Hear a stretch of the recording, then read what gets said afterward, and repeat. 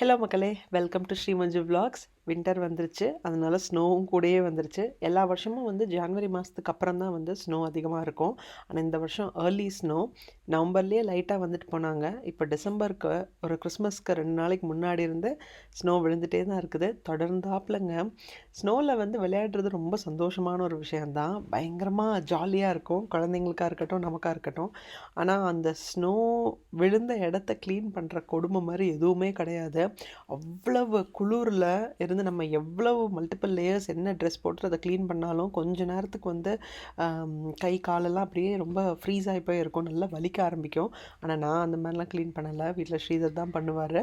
சொல்கிறேன் நான், இதெல்லாம் ஒன் ஆஃப் த கொடுமைகள் ஆஃப் ஸ்னோ. ஸோ இன்றைக்கி இந்த குளிரான வெதரில் என்ன லஞ்ச் பார்த்தீங்கன்னா தக்காளி கறி. ஏன்னா வீட்டில் சுத்தமாக காய்கறியே கிடையாது, 1 2 இருந்ததை வச்சு சமாளித்தேன்.